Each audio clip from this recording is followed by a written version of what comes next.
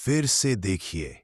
जीवाणु विज्ञानी ने माइक्रोस्कोप के नीचे कांच की स्लाइड रखते हुए कहा, यह है प्रसिद्ध हैजा कोलेरा के जीवाणु की तैयारी। पीला चेहरा वाला व्यक्ति माइक्रोस्कोप में झांकने लगा।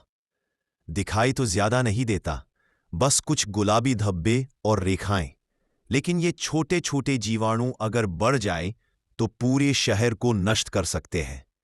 अद्भुत। वह उठा और स्लाइड को खिड़की की ओर ले जाकर देखने लगा। मुश्किल से दिखाई देता है। क्या ये जिंदा है? क्या ये अभी खतरनाक है? नहीं, ये रंगे और मारे जा चुके हैं, वैज्ञानिक ने कहा। काश हम दुनिया के हर ऐसे जीवाणु को ऐसे ही मार पाते।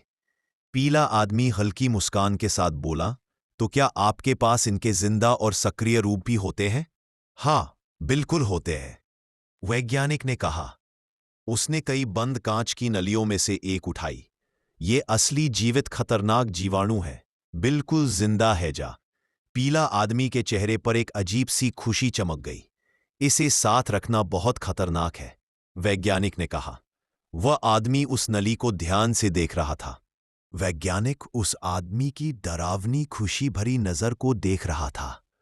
वह आदमी बाकी वैज्ञानिकों से बहुत अलग था। उसके काले लंबे बाल, गहरी आंखें और बेचैन स्वभाव उसे रहस्यमय बनाते थे। वैज्ञानिक बोला, बस इस छोटी नली को किसी पानी की टंकी में तोड़ दो और शहर में मौत फैल जाएगी। वह अचानक रुक गया। उसे याद था कि वह ज्यादा बोलने लगता है, लेकिन यहां यह बिल्कुल सुरक्षित है, उसने कहा।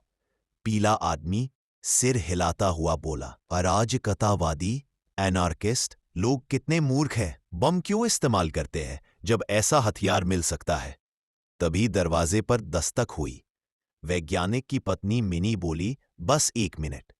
जब वह वापस आया तो आदमी अपनी घड़ी देख रहा था। ओह, मैंने आपका 1 घंटा बर्बाद कर दिया, लेकिन आपकी चीजें बहुत दिलचस्प थीं। अब मुझे जाना होगा। वैज्ञानिक उसे दरवाजे तक छोड़ने गया। वापस आते समय उसे अचानक शक हुआ। उसने अपनी जेबें टटोलीं और फिर चौंक कर बाहर भागा। उसने जोर से पुकारा, मिनी, क्या जब मैंने तुमसे बात की थी मेरे हाथ में कुछ था? नहीं, मिनी ने जवाब दिया। ओह, सब बर्बाद हो गया। वैज्ञानिक चप्पल पहने हुए ही बाहर भाग पड़ा। मिनी ने उसे देखा। वह बिना टोपी और एक चप्पल खोकर सड़क पर दौड़ रहा था। वह बोली, यह पागल हो गया है। वह भी उसके पीछे निकली। उधर वह आदमी कैब में बैठा था, अपने हाथ में वह कांच की नली कसकर पकड़े हुए। वह डर और जीत दोनों महसूस कर रहा था। कैब हिली और कांच की नली टूट गई। उसने गाली दी, फिर जो थोड़ा हिस्सा बचा था उसे पी लिया ताकि उसका मिशन पूरा हो जाए। वह सड़क पर खड़ा हो गया और वैज्ञानिक का इंतजार करने लगा। वैज्ञानिक पहुंच गया।